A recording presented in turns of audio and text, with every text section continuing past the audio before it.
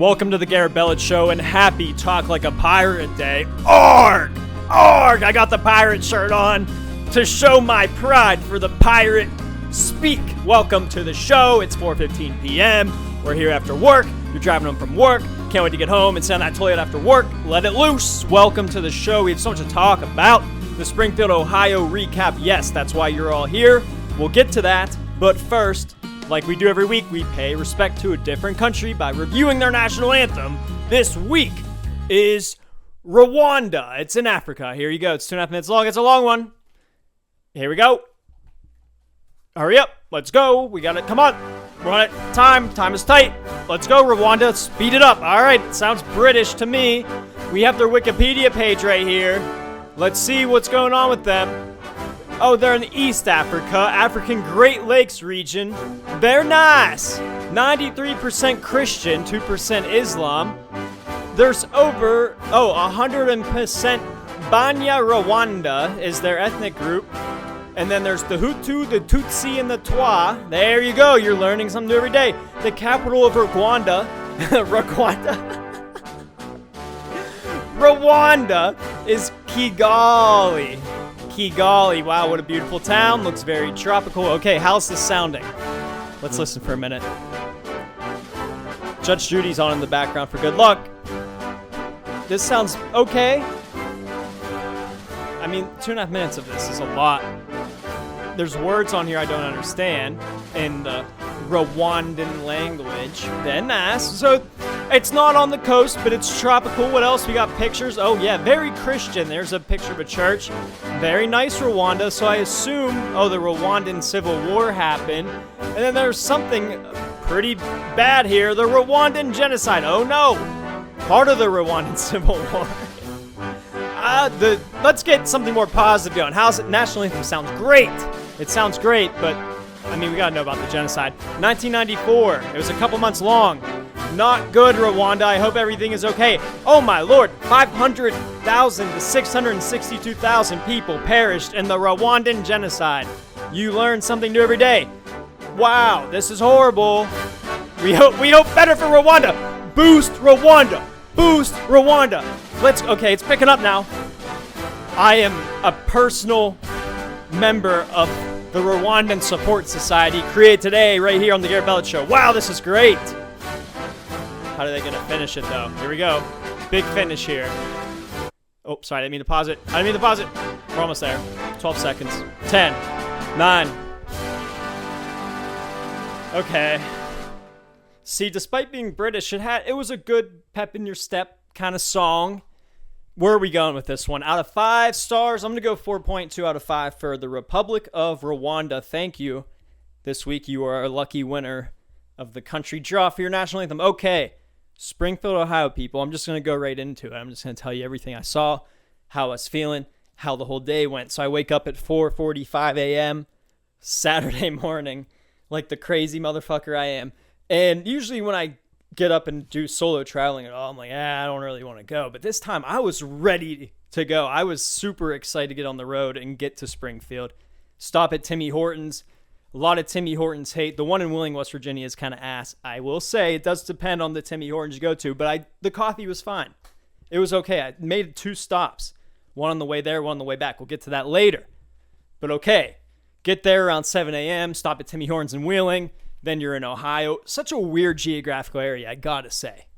It doesn't really make any sense. You'd think Ohio, it's not as flat as I remember it being. It was very hilly, the Ohio Valley Hills. Very perplexing area. Anyways, pass through Columbus, stop for gas right outside of Springfield, cornfield region out there. You're pretty much in Indiana. We get there, and yes, well, first off, when I got off the exit, there's a nice Ryan Homes plant going up. Ryan Homes is taking over. They're building some very nice homes right off the exit of Springfield. But when you get into the city, it's East Springfield. Yeah, there were a lot of Haitians around walking out. I was there kind of early, like 10 a.m., but yeah, they're there. They're chilling, bro. It looks like they're doing good. The ladies have these very nice hats, these very fancy jaded hats. So I see that. I'm like, okay, nice. And then that was like the outskirts. So I go to downtown Springfield, and there's people walking around. It's packed, but there's a packed farmers market going on at 10 a.m. They have live music. This guy was singing. I don't know. He was one of those 2010, 2015 kind of white LA acoustic folksy singers, and he wasn't that great, to be honest. It wasn't good. It was kind of a weird scene there. There was a nice courtyard Marriott. The street itself, it was touch and go. Some of the buildings were abandoned. There was one bullet through glass I saw. Just go check out the vlog on YouTube too after this. You'll get the whole visual there. But anyways, going through Springfield, walking, I run into this MAGA guy, influencer, and he has this big Rottweiler. I mean, this Rottweiler was probably like 30 pounds, and that might be even under it. No, 30 pounds. No, this dog was like, if I had to guess, 60 to 70, 80 pounds, bulky. It was like a James Harrison Rottweiler, and he's there. He's like, dude, go check out the fucking grocery stores. They're empty. But he told me that the illegals, how they come in, they get on a Greyhound bus wherever in the South, come up, and they get dropped at a Love's gas station. And he had footage of it, of the illegals getting dropped off early, like 3, 4 a.m. This is all factual proof, people. So anyways, I talked to this dude. I'm like, all right. So I just go and walk around and shit and check it out. And he goes, there's a Fox News correspondent there. Go, go, go, chase him. So I get in my car. I'm like, holy shit, this is my moment, people. I'm going to try and follow around this Fox News West Virginia correspondent for the day. And I just missed him by a light. He got ahead. I lost him in traffic. So anyways, yeah, I walked around downtown. Very nice. There's a Mexican restaurant. There's coffee places. There's a bistro. Touch and go. Here's the thing. Those empty businesses, they're all going to be flipped in a year or two. They're all going to be nice restaurants or whatever. Springfield's going to be sick. And it seems like they have a huge Mexican population as well. They got Mexican restaurants everywhere. But they're just being overwhelmed. Too many at once. They just dump them all. It's like, I had that funny joke about how we have to put the illegal immigrants in paratrooper training and send them all over. And they didn't do that. They put them in buses. They're kind of the army ones. But it's essentially the same thing. It's like paratrooping a bunch of illegals into town. It's an invasion, okay? They don't have the infrastructure, the language resources to handle it, but hopefully they get that all figured out eventually. I don't know. Anyways, I go to Love's gas station after I go to downtown. Didn't see much there, obviously. The gentleman I talked to on the street said everyone was kind of laying low because the federales were in town. Anyways, I saw that. I was like, all right, cool. At least I've seen where it's happening. And then I go back to the town area, the neighborhoods, the real gritty towns. And yeah, it was a little rough.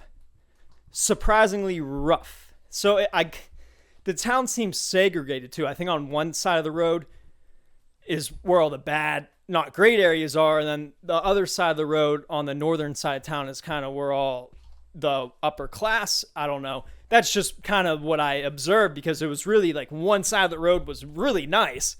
And then the other side of the road was not really nice. So kind of got a good feel for Springfield. And then I drove around the neighborhoods. Yeah, a little rough. And then I went into a grocery land, empty, nothing on the shelves, nothing. No one in the store. That's the thing. The parking lot was full of people. Nothing in the store. Yeah, it was, like I said, man, the Haitians were out and about. They were just chilling. They were just walking around having a good Saturday, going to the store. I think most of them are happy to be here. I don't know. I can't talk about the cat or the dog eating because I don't have any insight on that. Honestly, I didn't talk to any locals. I will say the locals did not seem happy with me being there. They saw the fucking GoPro. A couple of them did. And right away, I could tell the vibe. They were not too pleased with it. So I wasn't going to go up and interview them. I'm like, oh, what do you know about the cats and the dogs? So anyways, that was Springfield, Ohio. I got to say, the way there, though, people in company vehicles, I don't get it. I can never call the number on the fucking back of the car because they drive too fast. But getting tailgated by someone in a company vehicle going 90 when you're in the fucking left lane, it's like, man, what do you want me to do? And then CDL drivers, I got an announcement for all of you. What is going on in CDL school? I want to go to CDL school and just watch what it takes to pass a CDL and get a trucker's license. I really want to know. I've gone to Buffalo. I've seen multiple CDL 53-foot truck drivers off the road, swerving off the road. You got two truckers. I know each company has different speed restrictions for the CDL drivers. But you got two of them left and right lane right next to each other. What the fuck are we doing? Then there was one in West Virginia. He was literally off the road. I want to go to a CDL class and just watch. Seriously. What else is going on? So it was good. Yeah, the Ohio drivers. I noticed. This is how Ohio's drive. Any Ohioan out there has a phone. If you're watching on YouTube, you get the whole visual representation. Has a phone like this in their fucking left hand. Every driver, every Ohio driver is on their phone when they drive. I'm not making this shit up, people. I saw it for myself. Oh, Ohio is just so weird. It's a soulless town of, what are they? Or soulless state for the most part of like white. It's not Baptist. Some kind of old time like English religion that they're doing out there in Ohio. But that's even what I noticed about Columbus. Columbus is great, especially up in the Ohio State area and in the suburbs. I love Columbus, but the downtown city area around the capital, I mean, it's soulless. It's like Buffalo's a soulless downtown as well. There's nothing really going on, but Buffalo at least has that Irish factor to it. Columbus, there's no identity of anything. It's just it's very weird. Everything's flat. There's a Condado taco, some bullshit restaurant, sandwich shop, and then really nothing else to eat around there. There's people protesting for Ugandan peace in front of the Capitol building on a Saturday afternoon. Just go watch the vlog, people. It's on my YouTube. It's doing good. The YouTube haters are... Okay, there's a couple. People on YouTube are hard to please. Someone commented and said, the camera's jerking too much. I'm getting a little nauseous watching the beginning. It's like, all right, buddy, take a fucking nausea pill and watch the video again. Maybe you won't get nauseous that time. You can't please everyone, man. That was fun. I want to go. I guess Trump's going in 2 weeks. We should all go back to Springfield. If anyone wants to come with me in the Pittsburgh area, I'll sponsor a tour out there. Woo! Trump assassination attempts twice. Well, once. I think the other one yesterday, they said there was a threat in New York, but I think it was Fugazi. But yeah, the dude went ghillie mode in Palm Beach golf course area where Trump was playing, I don't know, somewhere in Florida. But he said the barrel of the gun was sticking out of the bush and Secret Service got it. So Trump was like, all right, Secret Service got my back that time. It was a good time. Oh, yeah.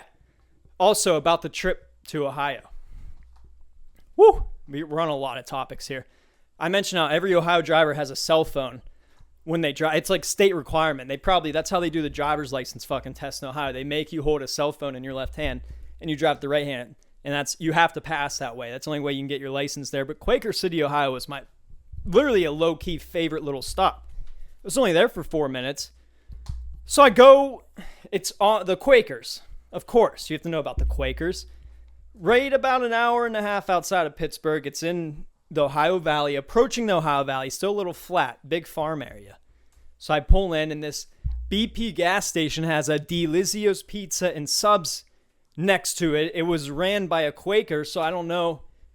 It looked okay. It looked like decent gas station pizza. I can't confirm or deny. I'll have to try it next time I'm out that way.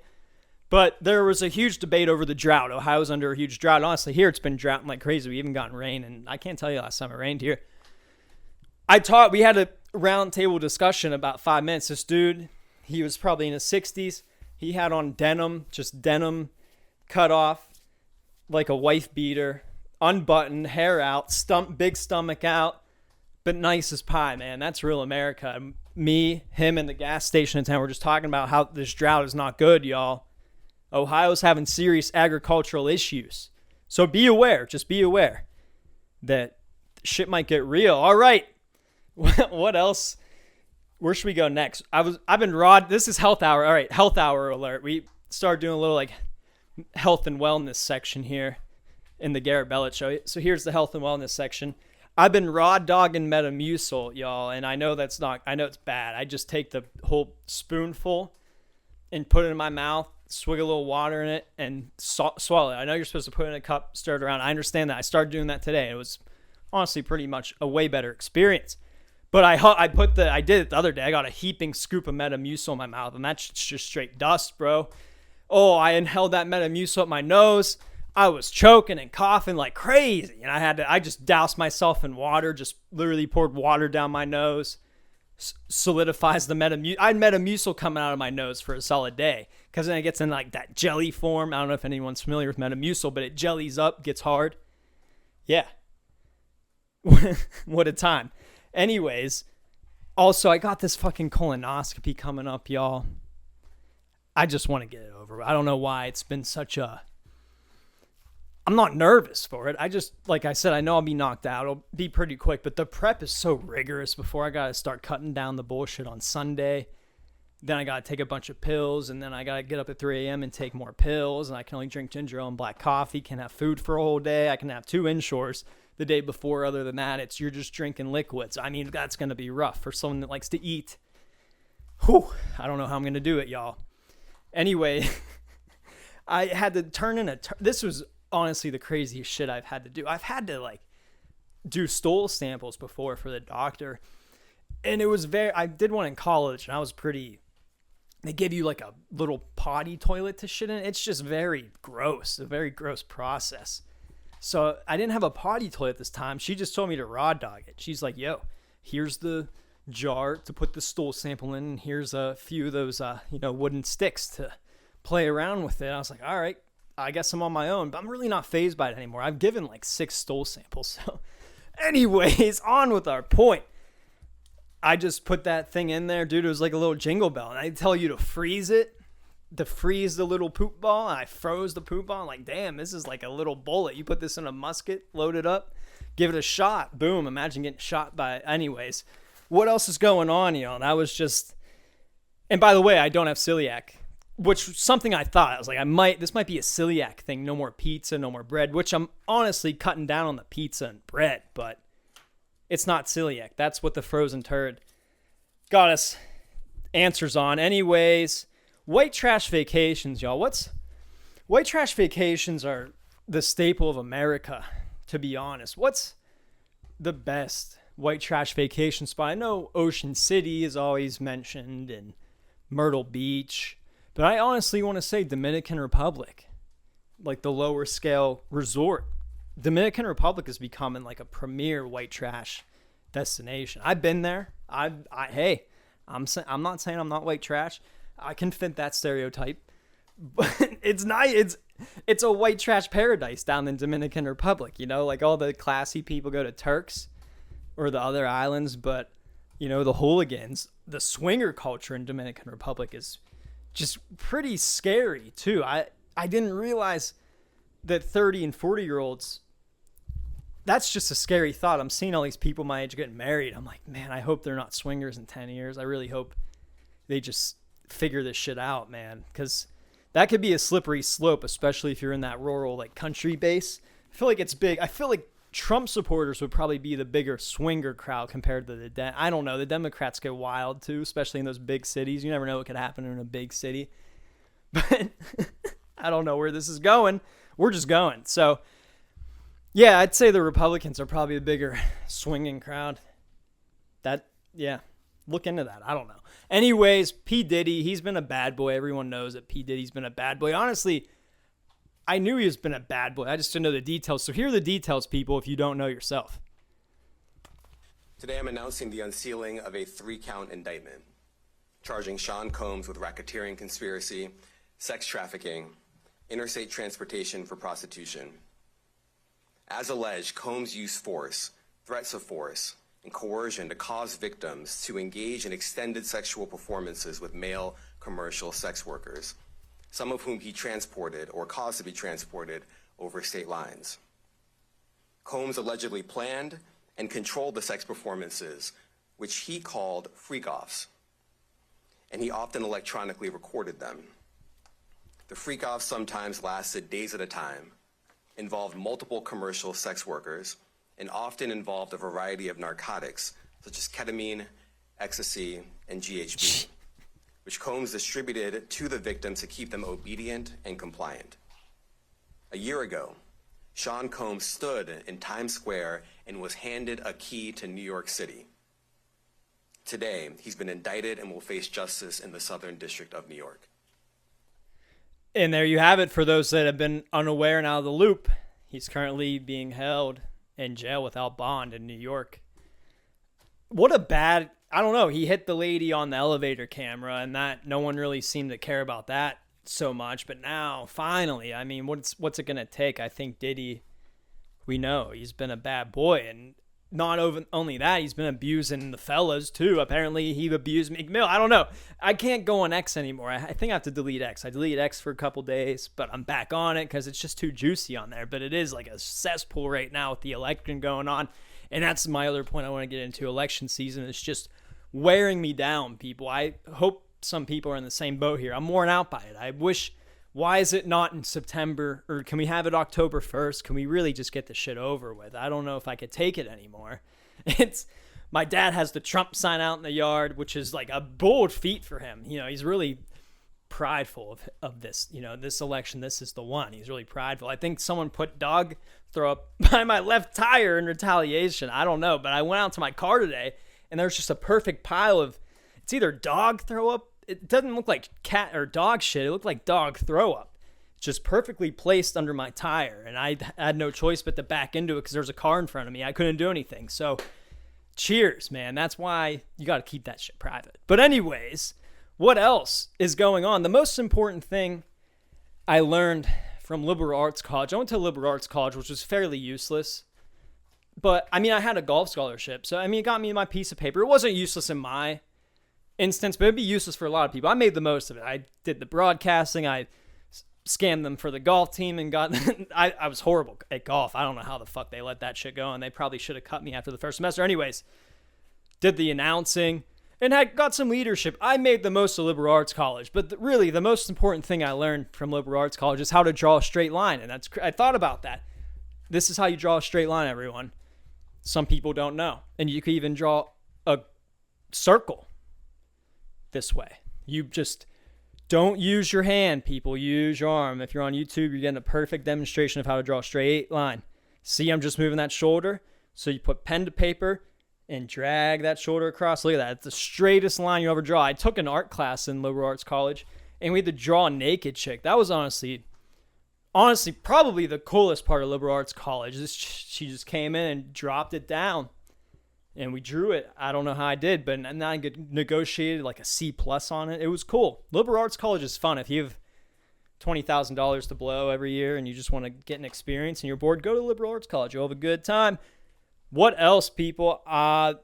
These Instagram influencers, everyone, they're getting out of hand. They really are just grinding my gears. They do this ass sunning. I'm not making this up. There's this girl. She did a day in the life. It wasn't the farm girl who was cracking the eggs in her milk and drinking the raw milk. No, this was another nature lady who lays in the grass naked and puts her spreads her legs so her asshole is facing the sun. I mean, it was pretty outrageous. She covered up her doing it, but she just put a voiceover and said, I do, she called it sunning, like her rectum, like rectum sunning. I might try that, honestly. You can't do that if you own an apartment and you live in an apartment with, a community. How are you going to do ass rectum sunning if you live in an apartment? It would be hard, but now I have the opportunity to do it. I kind of have somewhat of a private back area here. Hopefully the neighbors are at work, or the neighbor next door is, drinking a beer at 2:00 and not concerned. So I don't know. I might have to try ass sunning and report back to you. People do grounding and stuff. Don't wear socks. I hear socks are bad for you. Obviously, if you need to go out and wear shoes, you got to wear the socks. But if you just walk around barefoot in the grass and everything, and it's how you're really connecting yourself to earth. This is what I'm learning from Instagram these days, everyone. All right, let's get into it, folks. It is I didn't get the music ready, so that's a damn shame. We're going to have to do it to Greek music this week, but it is our Fanatics Gambling Report. Here we go. A 3-0 week last week. Oh, wait, we have to read our sponsorships first. Sponsored by Tim Hortons, Springfield, Ohio. Thank you for having us. What a nice town. O'Reilly Auto Parts. O'Reilly Auto Parts. There is an O'Reilly Auto Parts in town that no one knows why they built, because there's an AutoZone and the Advanced Auto Parts right by it, along with a Napa right down the road. Why do we need an O'Reilly Auto Parts? How about some more food options here? Why is there not more food options here? Anyways, that's a topic for another day. And Ozempic. Ozempic. All right, I've been betting snooker, handball, and high-a-lie during work. What's high-a-lie? It's kind of like racquetball, like a degenerate. And I was doing good one day, and then the other day not so good. So just let you know. Here, I actually bet 2 out of 3 of these picks. Pitt, West Virginia, what a game, the backyard brawl. I caught the tail end of it on my way home from Springfield, Ohio. Pitt was our dog of the week, plus 105. To the bank, Buccaneers plus 7.5 versus the Lions. The Buccaneers are a wagon for my loyal people down in Tampa Bay. Here you go, Buck 7.5, that's what we had. To the bank, Steelers, Broncos, how about those Pittsburgh Steelers in the Mile High City? Woo! Steelers minus 2.5 to the bank. 3-0 week, 93-97-1. We are clawing our way back from that shitty August. Here, I have to restart this music, so we still have it going. Here are your picks for this week. This week, let's go. Big week. Steelers first home game of the season versus the Chargers. Steelers money line minus 125 to the bank. Ravens, Cowboys. I'm anti AFC North other than the Steelers. We're betting against the AFC North and it's doing us good so far. Cowboys money line plus 102, and that is our dog of the week. USC and Michigan. I think this could be a sick game. I think USC could be a wagon this year. USC minus 5.5 to the bank. That is our Fanatics Gambling Report. Even though I use DraftKings, we need to rename the Gambling Report again. I'm not even sponsored by any of you MFers. Here we go. Sponsor list. Rhonda, great anthem today. Thank you again. Tim Hortons, Springfield, Ohio. You've been nothing but great. O'Reilly Auto Parts, and Ozempic. Thank you, everyone, for listening to the Garrett Bellet Show. Let me think. Is there anything else I have to tell you real quick? Let me go through my list. Oh, the NIL program. That's one more thing I want to talk about. So the NIL programs, people, I guess these colleges are desperate for money to get their kids paid so they don't leave their college in a year. Pretty dystopian future we are here with college football. Everything's pretty dystopian now. I've just kind of realized that lately. But here you go. Here is what you get if you donate to the Pittsburgh Panther NIL Fund to attract top talent, to retain top talent to the program so they don't leave for Alabama, USC, Michigan, or Ohio State. The 1976 Society, $19.76 a month. You get access to raffles, access to virtual athlete Q&A, and access to an exclusive behind-the-scenes interviews and storylines of a college kid who's probably going to leave for another NIL program anyways. And you get the Panther Pit. Here's the base one. Sorry, I read the second one up. $10 monthly. The satisfaction knowing you're building champions at Pitt Athletics. Automatic entry into raffles and access to exclusive behind-the-scenes interviews and storylines. There you go. The 412 Club. $450 annually or $41.20 a month. You get raffles, a virtual Q&A. I don't even know what that is. Invitation to a tailgate event. Ooh, wow. And access to an exclusive behind-the-scenes interviews and storylines. And then, dude, they really want you. Here's $100 a month. What's $100 a month? The Royal Package. Invitation. Now we're talking. Invitation to team practice. Okay, you get the tailgate event, you get the virtual Q&A, you get the raffles, and you get access to exclusive behind-the-scenes interviews and storylines. Gold. This is, oh my Lord, we're still not the top one. Here's gold. Where are we? There we are.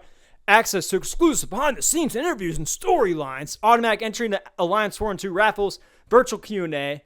Private tour of the Peterson's Event Center. The Pitt Panthers College Basketball. Okay, now we're talking, and you get to go to team practice. Okay, that's for $250 a month or $27.50 annually. Is that worth it? I don't know. I could have my own tailgate. I could invitation team practice one. That would be pretty cool. And the private tour. I don't know. $27.50 annually. Here is the last one, y'all. The gold. Alliance Premium. access to exclusive behind-the-scenes interviews and storylines, automatic entry into raffles, Q&A, the tailgate, team practice, private tour of the Peterson Event Center, and Q&A with coaches. I mean, dude, for $5,500 annually, you have to really, obviously, dedicate to the future of Pitt athletics if you're interested. But I feel like they could do more. Could we get a jersey? Could we get some clothes? Come on. Can we get some merchandise? I'm sure they hand it out. Maybe I'm just being a needy bitch. I don't know. Here we go. Thank you, everyone. I think that really is it. Did I talk about everything I wanted to talk about? I did. Yep, looks like I crossed everything off the list. And I appreciate everyone for listening. Until next week, cheers.